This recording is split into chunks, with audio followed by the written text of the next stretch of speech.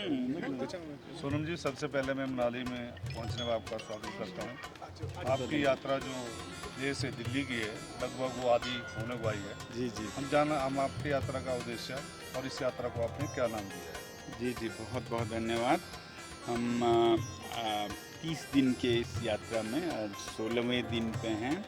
तो अब ऊंचे हिमालय के पहाड़ों से अब हिमालय में पहुंचे हैं और बहुत खुशी है।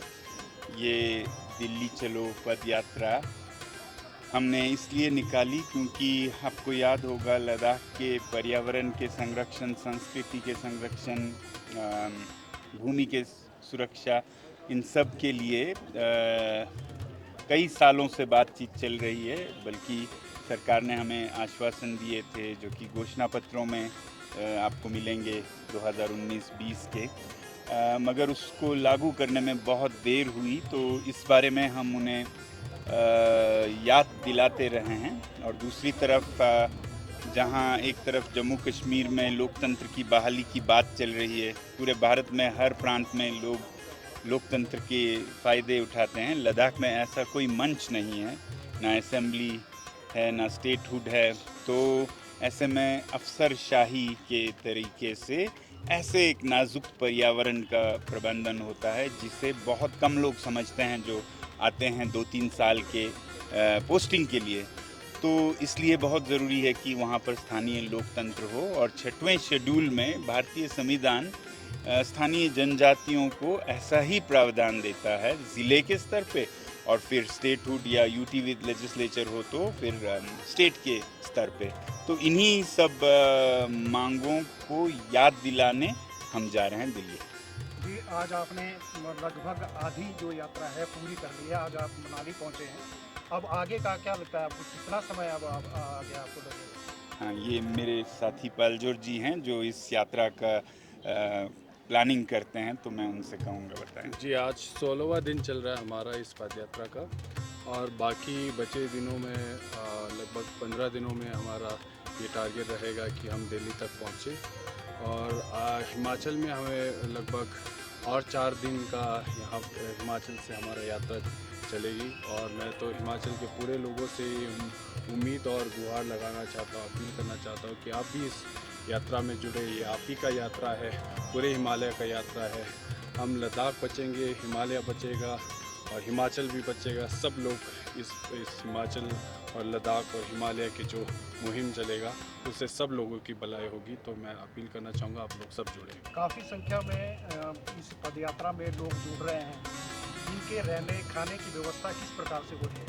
जी, तो जैसे ही हम लद्दाख से निकले बहुत से लोग जुड़े। सवाल ये भी था कि कैसे प्रबंधन किया जाए, खर्चा कितना होगा, मगर देखते ही देखते हर गांव ने हमें सारे इंतज़ाम अपने अपने गांव की तरफ से किए। जहां गांव ख़त्म हो गए तो बाकी जो गांव थे जो रास्ते में नहीं पड़ते थे वो हमें अपना क्या कहते हैं योगदान रुपयों में भेजने लगे। तो ये सब गांव की तरफ से सारा योगदान आ रहा है। और हम ये कहना चाहेंगे कि जैसे ही हम हिमाचल में आए, लद्दाख स्टेट यूटी को छोड़ के, यहाँ भी उतना ही बल्कि उससे भी ज़्यादा हर गांव ने प्रबंध कर रखा था। हमें अपना जो लंगर है वो लगभग चलाना ही नहीं पड़ा। हर गांव ने हमारे लिए बहुत ही व्यवस्था और बहुत ही प्यार दिया। तो इस तरह से लोग हमें योगदान देते जा रहे हैं। जो रास्ते में पड़े वो, जो नहीं पड़े वो व्यक्तिगत और गांव के स्तर पर हमारे को भेज रहे हैं अपना अनुदान। जैसे हम कहते हैं कि हम लगभग 100 लोग हैं तो हर पहर के खाने का लगभग 10,000 रुपया होता है। तो लोग हमें हर पहर, कोई 2 पहर का, कोई 3 पहर का, कोई 2 दिन का, इस तरह से वो कर रहे हैं। और हमें यही अच्छा लगता है, किसी से लेने के बजाय पूरे जनता की, पूरे हिमालय की आवाज़ है तो वो उठाएं फिर इसका खर्च भी। सोनम जी, दिल्ली पहुंचने पर अगर आपकी मांगें पूरी नहीं होती है तो आपका अगला कदम क्या होगा?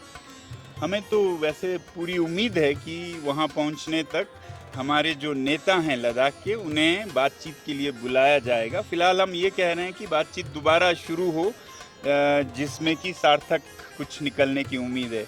तो ये तो बहुत ही आसान है सरकार के लिए कि बातचीत शुरू करना। वो भी नहीं करते हैं तो हमें फिर अनशन दिल्ली में करना भी पड़ सकता है। हम उम्मीद नहीं करते हैं ऐसा करना पड़े, मगर करना पड़े तो हम उसके लिए भी तैयार हैं।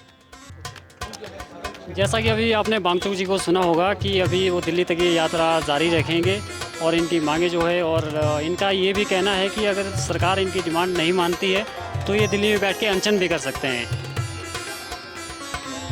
तो इस तरह से ये सरकार को भी ध्यान देना पड़ेगा। तो इसमें क्या कंक्लूजन निकले, हम भी चाहते हैं कि सरकार इसका कुछ ना कुछ निवारण निकाले। लद्दाख की नहीं, मनाली की भी हो, और जितने भी हिमालय रीजन के अंदर लोग स्टेट्स आती हैं उन सब की एक सेफ्टी हो अपनी। तो साफ़ सफाई के लिए, सुरक्षा के लिए ही वो